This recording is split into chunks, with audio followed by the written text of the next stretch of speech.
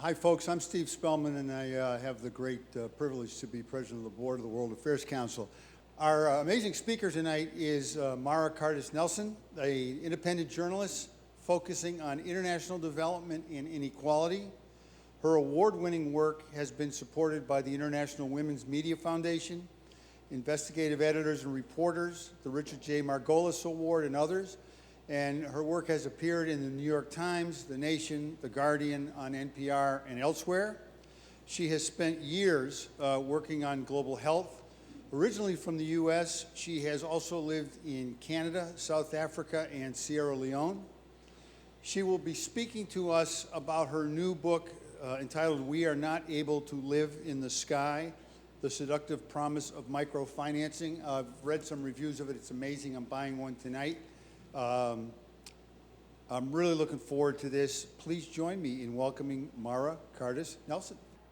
So thank you to all of you for hosting me and for coming out on a very momentous night in, potentially, we'll see, in U.S. politics. I know that there's other things going on, so I appreciate you making the time.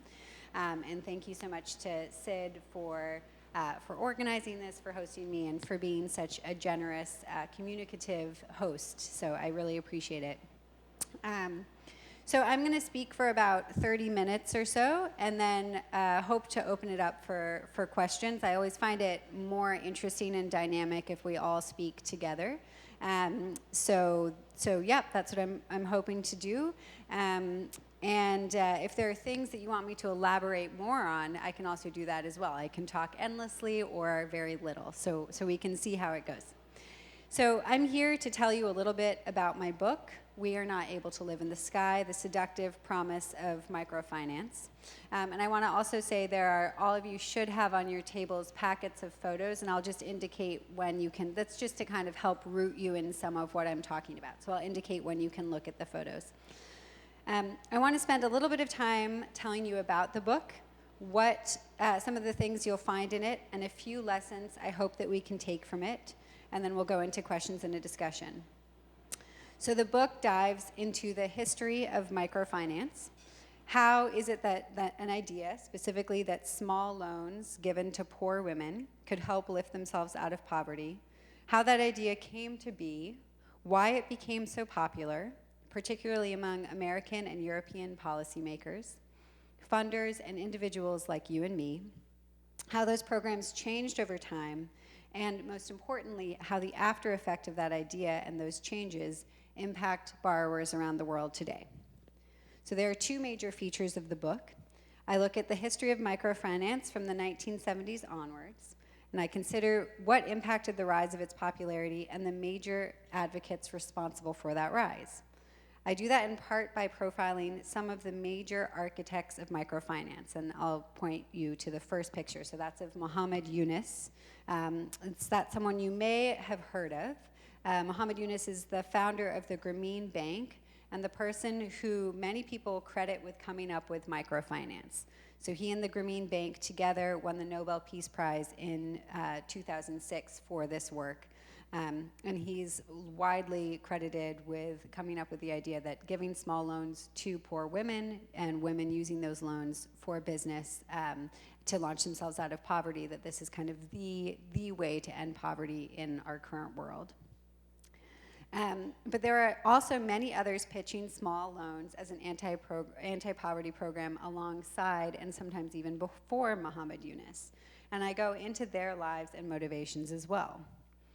So in addition to this, I follow two groups of borrowers in Sierra Leone, West Africa, from 2019 to 2022. So this is decades after microfinance became famous. And you can flip over to the next photo so you have a sense of where we're talking about. So Sierra Leone is a small country in West Africa, and the women are based in Freetown, which is the capital city on the Atlantic coast, and in Kono, which is in the eastern part of the country. And Kono is most famous for its diamonds. So if any of you have seen that Leonardo DiCaprio movie about Sierra Leone Civil War, which I'm forgetting at the moment, that's based in Koidu. Blood Diamond, thank you. Yes, that's such an obvious name, I should remember that. That's based in Koidu. So there are two groups of women, one in Freetown, one in Koidu. So these two narratives of the history, the architects of microfinance and then borrowers today, are woven throughout the book. Readers start in Sierra Leone, then they go back to the early 1970s when Muhammad Yunus was first tinkering with small loans, then back to Sierra Leone today, and so on. My hope is that having these two narratives placed next to one another will allow readers to both learn the history of microfinance and its current reality, and most importantly, the after effects of that history, but also so that they can get to know people on both sides of the equation. What the women taking out the loans are thinking, feeling, how they're spending their days, and similarly, what those who are pushing for microfinance were thinking, feeling, reading 50 years ago. I did this because I wanted to understand the small, intimate details that make up a world-altering program, not just the big picture narrative. Too often, I think books or stories about a phenomenon, particularly a historical phenomenon, look at these big moments. So things like conferences, funding pledges, captivating stories, and the aha moments that may have been turning points. But programs are made from people, and many people's decisions happen not in these big moments, but in little ones. A thought that was had over breakfast, something that was unexpectedly learned, a book that someone was reading that influenced the type of questions they asked or the programs they pursued. Just as I wanted to understand the intimate details of the lives of borrowers around the world, I also wanted to understand the intimate details of the lives of those who ultimately impacted the daily reality for those borrowers. So before I go any further, I want to give a brief definition of microfinance. So you can go to the next page. This is often a photo that we would associate with microfinance if we know anything about it. So put simply, microfinance is small loans given to poor people, often women, with the idea that they will use these loans to invest in a business and then use profits from that business to care for themselves and their families and ultimately launch themselves out of poverty. Microfinance programs became especially popular in the 1990s and early 2000s, with American presidents and celebrities, European royalty, and major economic institutions like the World Bank and IMF supporting the idea that microfinance would empower women and lift people out of poverty. If you go to the next page, you'll see Muhammad Yunus with Hillary Clinton and also receiving the Presidential Medal of Freedom from Barack Obama. And a little side note, Barack Obama's mother was actually very heavily involved in microfinance in the 1970s, 1980s, and 1990s. So I go a little bit into that history in the book. By around 2010, an estimated 200 million families were estimated to have been impacted by a microfinance loan. But soon after that, microfinance fell out of the public narrative, at least in places like Europe and North America. Microfinance was no longer gracing headlines, no longer the anti-poverty intervention of choice. I graduated from college in 2008, and the economics and political science courses I took all mentioned microfinance. Less than a decade later, it suddenly vanished from view. The change in the narrative was a huge part of why I wanted to write this book. What happened? How could something that promised to be so world-changing just disappear? I also wanted to write this book because when I was living in Sierra Leone, West Africa, I learned through a colleague that debtors, including microfinance debtors, risked interactions with the legal system, including going to jail when they were behind on debt. You can go to the next photo here. This is a photo of two women who are in jail in Freetown, the capital of Sierra Leone. I wanted to understand how that was possible, to explore how these loans worked in specific countries and in specific lives, and how they were entangled in other systems, the legal system, local economies, local cultural conditions. And in fact, the very fact of these women going to jail was part of the answer to my first question about what happened to microfinance, why it went so silent. Microfinance began to fall from the public narrative because there was increasing concern that it didn't uplift people from poverty, that the flip side of credit, debt, was burdening millions of people, and that these harms may outweigh potential benefits, or at the very least, did not jive well with a Nobel Peace Prize-winning intervention that promised to, quote, put poverty in museums. That's something that Muhammad Yunus had said. So there are two ways to tell this story of change. One is that microfinance became too commercialized, that over time, banks and other private finance became interested in microfinance when they saw that poor people did pay back their debt and when it seemed that a profit could be made here, and that as a result of that private finance, there was pressure to increase interest rates and expand, and that this plunged borrowers deeper and deeper into debt with serious ramifications. There are two major stories that are told in this rendering. You can go to the next photo here. One is of a Mexican nonprofit that went private while charging poor women over 100% interest rates, at the same time making millions of dollars for early shareholders. And there's another story that's often told, you can go to the next photo here, of a state in India called Andhra Pradesh, where dozens of microfinance borrowers committed suicide when they could not pay off their debts. They were being harassed by loan collectors, who themselves were pressured by their bosses to get repayments. And this pressure came from private financiers who wanted Indian microfinance companies to expand and to get their repayments back. As far as I can tell, both of these stories are true. The Mexican lender certainly did charge over 100% interest rates, did make millions for its shareholders, and the suicides in Andhra Pradesh did happen. Millions of borrowers did and still do struggle with debt, and there was increased pressure to up interest rates and enforce repayment when private finance became involved. In my research, I heard dozens of other stories of microfinance-related suicides, not just in India, but in East Africa, in Sri Lanka, and elsewhere. I met borrowers in Sierra Leone who had left their communities out of fear that they would be taken to the police. From Nigeria to Cambodia, borrowers risk having their assets taken away when they can't repay.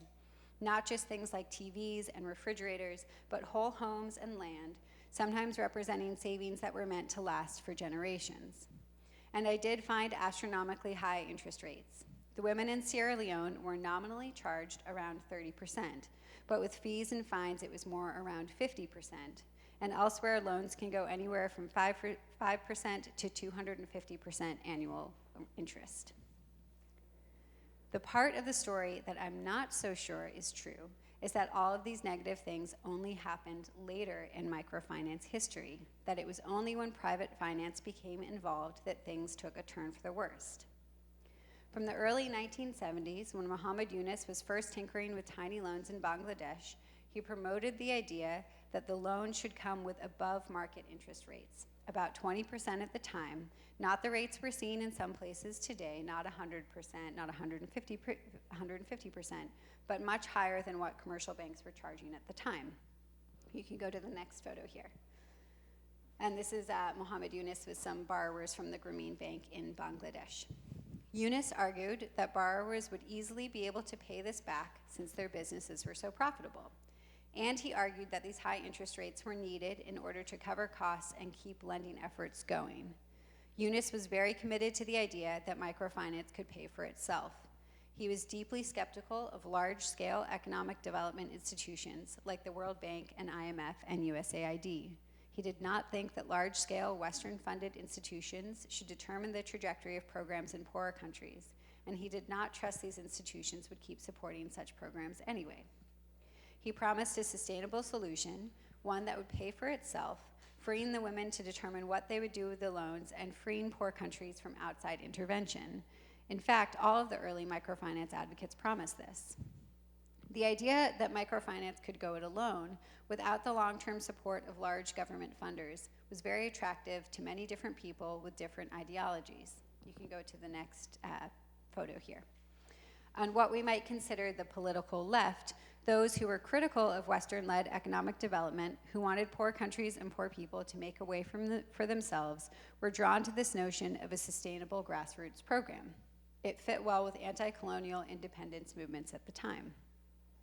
There had been a lot of criticism of big-ticket international development programs, that they were too expensive and that they were pushing poor countries in debt, and that they weren't really working to support the poorest of the poor anyway. The consultants who were coming up with these programs were disconnected from what everyday poor people really needed. If microfinance could be disconnected from large Western government institutions in the long run, that would allow people to take charge of their own destinies. Feminists were also really excited about this approach. Many were particularly critical of top-down development programs because they felt that those left out women in particular, who were often in an unseen economy, doing informal work like making tortillas or sewing clothes, things that weren't captured by or helped by big-ticket items like dams or roads. And you can go to the next photo here. At the same time, those on the political right were really excited about the idea of a program that could pay for itself too. This was particularly true in the late 1970s and early 1980s when Reagan came to power here in the US and Thatcher did in the UK. And this is a photo of Reagan and Thatcher together. Their politics preached the idea that people should be in charge of themselves and that the market should be unleashed to help them achieve success, be it in pursuing private education, private healthcare, private business, and so on. Throughout researching this book, I was really astounded by this convergence between the left and the right in helping microfinance rise to fame. It was pitched as a perfect win-win solution, with something for everyone: hardcore feminists, bleeding heart progressives, staunch capitalists, and those who believed the government should be severely restricted in its reach and approach. The idea that this had something for everyone was really core to its success. It pulled more people in. It didn't alienate either grassroots advocates nor libertarian conservative politicians. Here in the US, Republicans and Democrats supported congressional efforts to fund microfinance internationally, and that funding was key in launching what are now some of the largest microfinance lenders in the world. So this focus on high interest rates to create a sustainable program, that was there from the beginning. The focus on private finance was there from the beginning too. You can go to the next page. Even though Eunice later made a lot of public statements about how he bemoaned the turn to private finance and a more commercialized approach, from the beginning he said that microfinance should be taken over by banks, microfinance shares sold on the stock market in order to get more capital to expand lending. This was in the very early days of the Grameen Bank in the 1970s and 1980s. I think it's true that microfinance ultimately ended up being kind of the worst version of its initial self. 20% interest rates became 80% interest rates, then 100% interest rates, then 250% interest rates. Private finance turned out not just to mean private banks, but private equity investors whose model was premised on massive expansion, significant profits, and then gutting and ultimately selling a company. It's an attractive story to think, oh, this was a good thing, and then greedy people got a hold of it, what a shame. It taps into our basic ideas of good versus evil, of a sort of David versus Goliath fight, and gives us hope that if a few different bends in the road had been taken, things would have been different. But this is not just a simple case of something gone wrong, of die-hard capitalists and private equity funders taking over the program and the program going downhill. We need to examine the very foundations that were laid from the beginning and the promises that were made. So I think there are a few lessons to learn from here. The first is, this may be obvious, but if it seems like it's too good to be true, it probably is. Promising that a program can pay for itself, even make a profit, and can also lift poor women out of poverty, if you think about it, this doesn't really make a lot of sense. And the now obvious contradictions that might give you pause were set aside in the midst of excitement about this being a win-win solution. The second is, it's important to think of what the ultimate conclusion might be from the beginning, particularly when considering programs for people who are the most vulnerable, already at the margins. I got the sense when interviewing people involved in the early days of microfinance that they were so wrapped up in the excitement, in the positive press, in Bill Clinton saying that this was an idea to get behind, in money coming in, that the euphoria kind of got away with them, and that there wasn't a lot of thinking about, if we're promising one thing, what else might that lead to? What does that pave the way for? What work does that idea do, not just in terms of meeting our fundraising goals, but in the future too? We can't know the future, I'm not arguing for that, but I think it's important to consider how one promise or one idea might pave the way for others, the things right outside of the margins or outside of our immediate view. And again, the first lesson holds true here. If it seems too good to be true, if too many disparate people think this is a brilliant idea without really asking questions about how it will work, maybe it is too good to be true. The final major lesson is about what we promise for the poor and whether those promises would be made for anyone else. Eunice pitched the poor as remarkable. remarkably able to live in the most precarious of circumstances, remarkably able to turn a small, high-priced loan into a successful business, remarkably able to pull themselves out of poverty. This was a positive spin, almost as if the poor had a magical quality to them.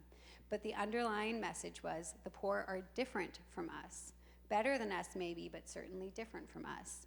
They don't need the same things the rest of us do.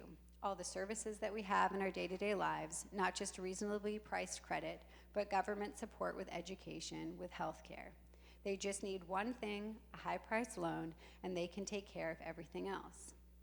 Ask yourself, if someone said to you, I'll give you a loan, say at a 50% interest rate, and then you are responsible for not only paying back that loan within 6 months, mind you, but also for building a better house for your family, sending your kids to school, getting access to health care, would you say, yes, that makes sense, that is feasible?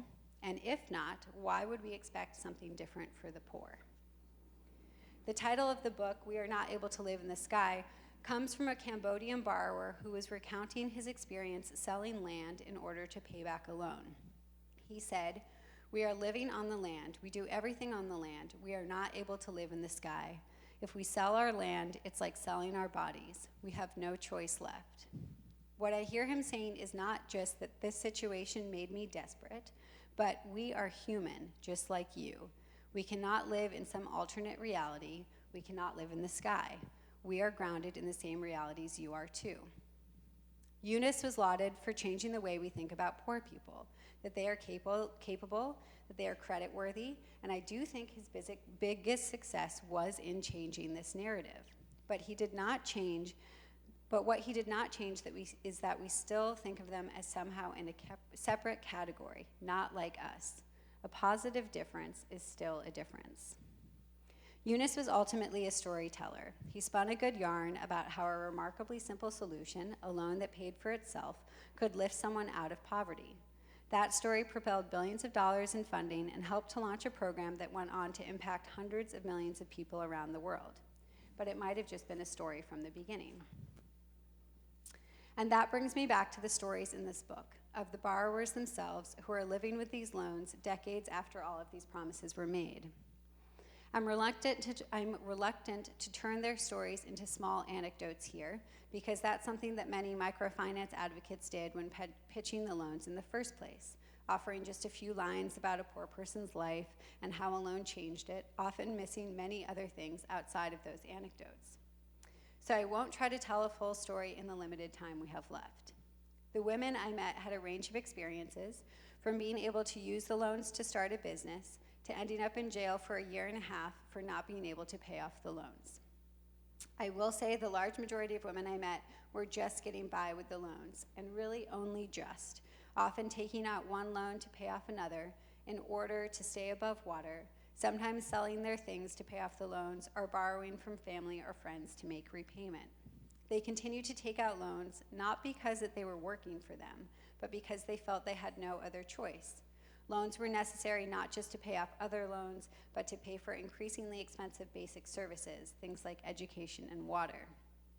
I will also say the thing that stuck with me most about spending time with these women over the years was the way that shame was often the most lasting experience. They felt shame to become so buried in debt, shame to run away from the debt collectors or the police, shame to be yelled at by police officers in front of their husbands and children and neighbors. When we think of big anti-poverty programs and all of their flashy promises, these are often countered with equally flashy examples of how things don't work. But it was these less flashy, much more subtle moments that really changed the women's lives. They thought about themselves differently, thought about their relationships differently, thought about what they were able to do differently. For a program that had promised to empower women, I was deeply affected by how much the women seemed to think less of themselves because of the debt. The conditions of that debt, with the interest rates and the short repayment periods, made it so they couldn't succeed. Even though the women knew the conditions themselves were to blame, they still felt as if they had somehow failed, as if it was somehow their doing. And that feeling of failure stayed with them long after the loan itself. Thank you for your time and interest, and I would love to have a broader discussion.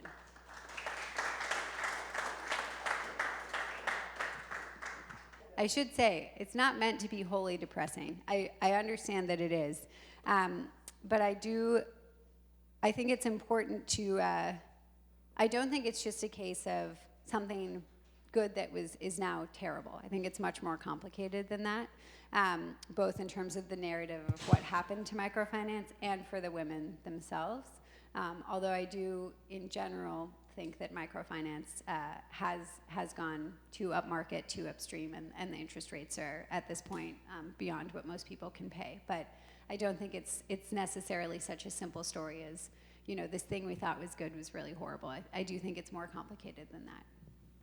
So, in your research, would you say that there's a fundamental flaw in microfinance, or would you say it is the way in which it was executed? And if we had within this country a Wild West approach to finance without regulation, without enforcement, things would be pretty crazy here too.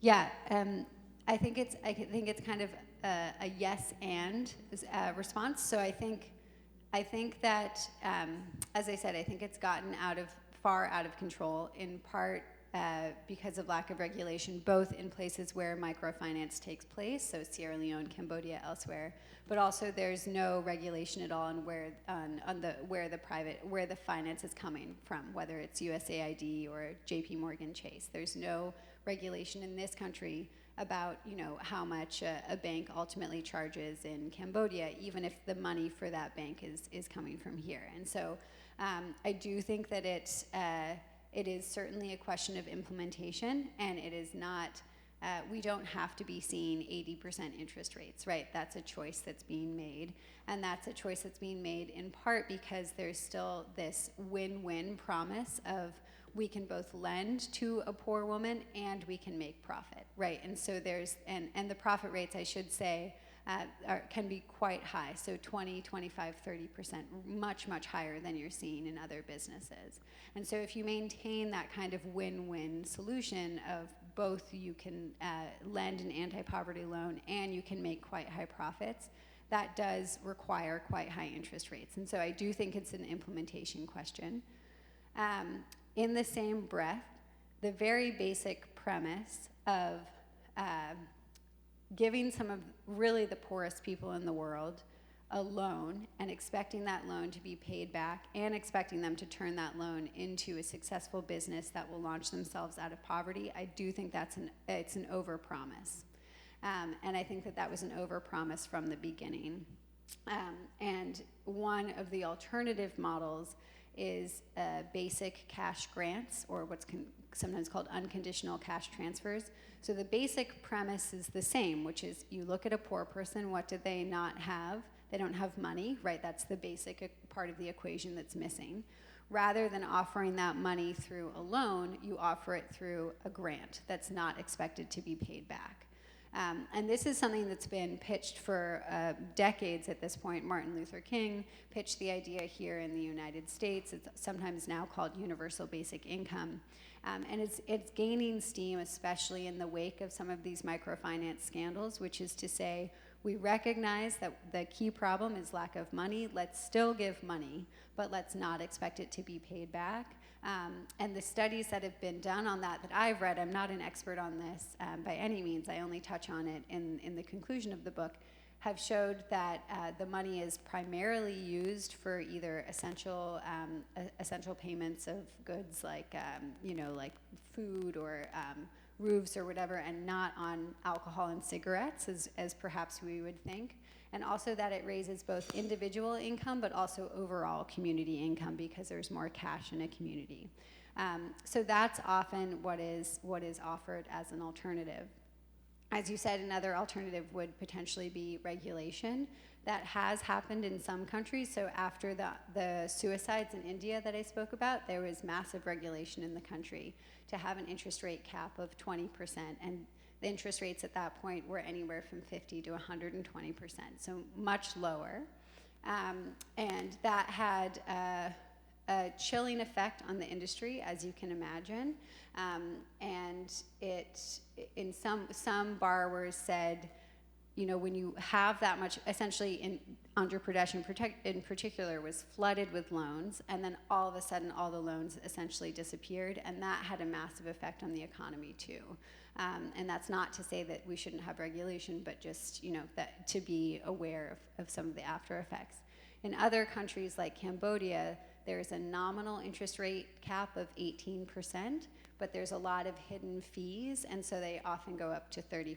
So all that's to say, regulation has not always worked, and especially when it's piecemeal, country by country by country by country, it means that policymakers are catching up in what has become a large predatory, I would say largely predatory industry globally. Yeah. Was there one over there? I was going to ask, you got to part of my question with the Martin Luther King comment and what's now called universal basic income. The rest of the story sounds remarkably like the poorest areas of the United States. You know, whether it's predatory lending with payday, storefront lending, micro areas.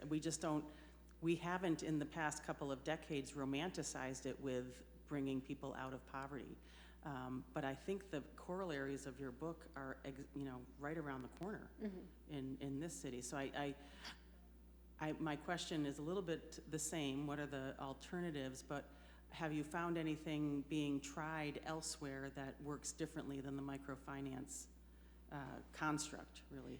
Yeah, so a lot of people make that comparison between payday lending in the U.S. and microfinance internationally.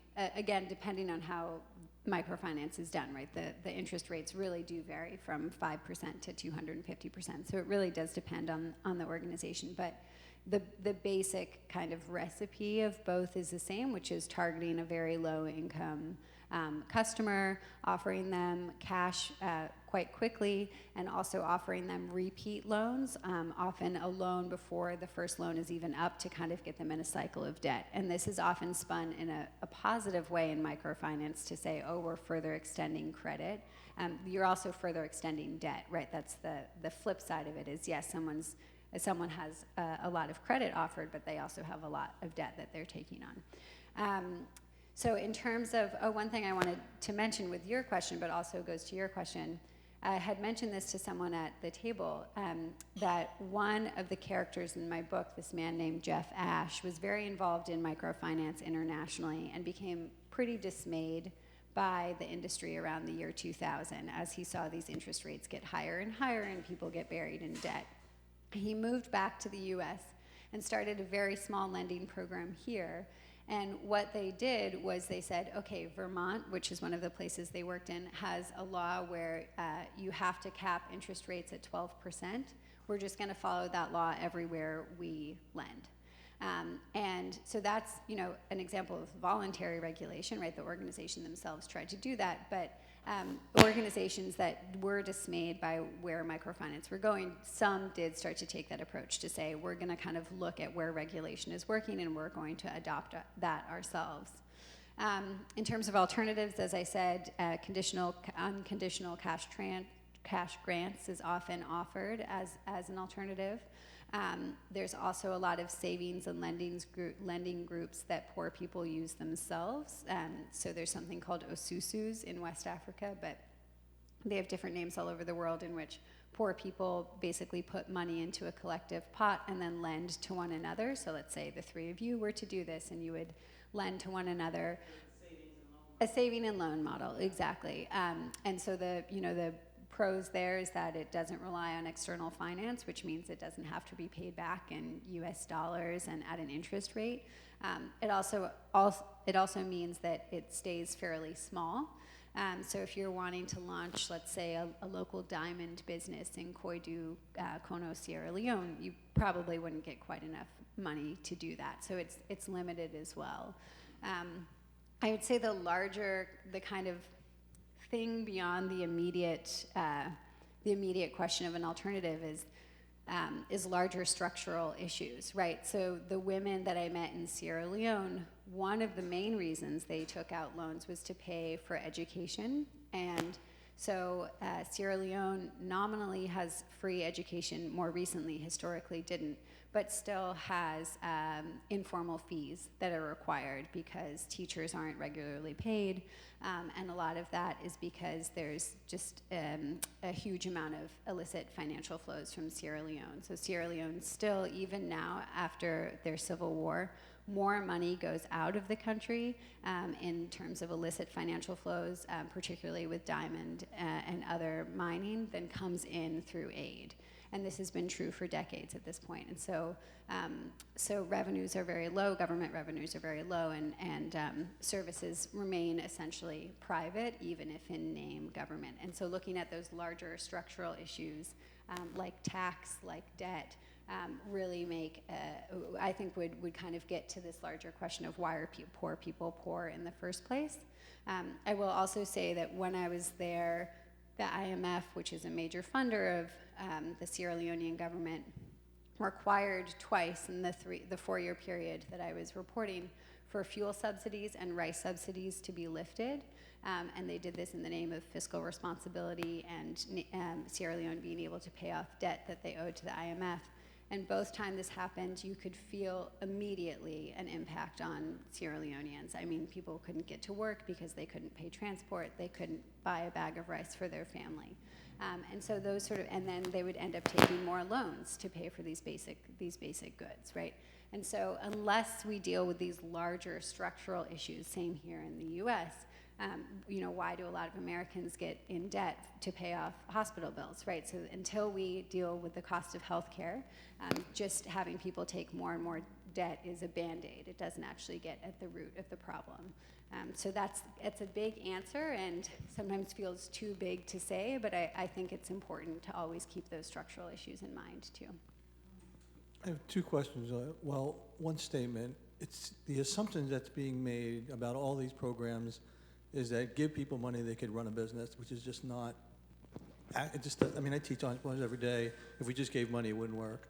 So money doesn't, you know, it's all about, there's no development, there's no mentorship, and I think in some of these countries there aren't enough role models. I've seen that in places I've worked. But are you talking also about microfinance? You said for personal expenses, so I don't know if this is for running businesses or running lives. I couldn't really, you know, so if you could address both of those questions. Yeah, those are both really good questions. So the original idea that Muhammad Yunus and others in the 1970s and 80s pitched was this idea of small loans specifically for a business, small business, and then the profits of those businesses being used for a person to launch themselves out of poverty. And Yunus really believed, if you read his work, he's famous for saying there's an entrepreneur in all of us, and there's a little entrepreneur just waiting to be unleashed with capital. And so it was the idea that it was for business. I agree with you that if you just give someone money, they're not necessarily an entrepreneur. If you gave me money, I'm not an entrepreneur, right? I would be a terrible business person. I can barely manage my own finances. And so I think that's a flawed promise from the beginning. And again, an overpromise, the notion that hundreds of millions, billions of poor people can just become successful business people is a flawed idea. I also saw when following these women in Sierra Leone, all of them did try to start small businesses with varying degrees of success. Some were naturally very good business people. One of the women I met was just a horrible, I mean, she just didn't have it, right, in the way that I don't have it. But they all really tried.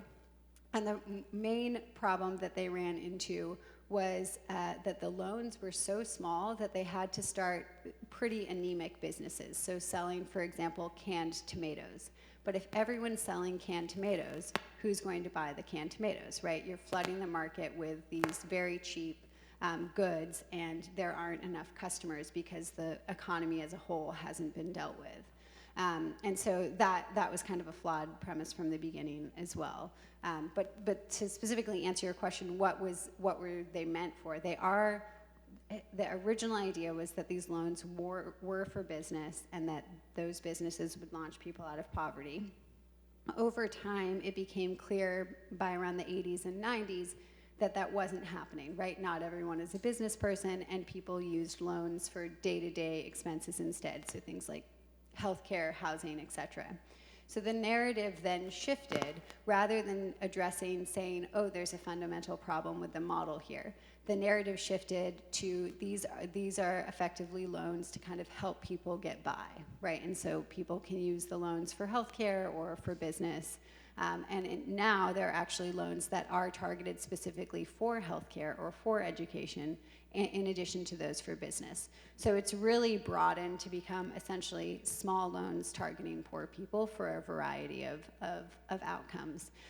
The problem there is that the whole premise was, oh, the interest rate can be high because businesses will be successful and then people can pay them off. But of course, when you have a 30% interest rate or a 50% interest rate for paying school fees, you don't have any revenue coming in to pay that off, right? And so the interest rates are still very high on that basic premise that, oh, they'll be used for businesses, even though data has borne out that the large majority of them at this point are not for businesses, or perhaps part for business and part for kind of daily lives. Does that answer your question? Yeah.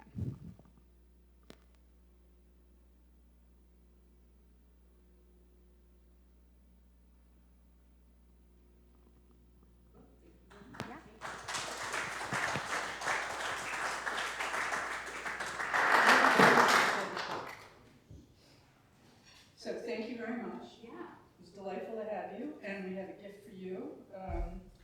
This is from Prosperity Candle, which is actually a women's entrepreneurship kind of company, which we'll tell you more about.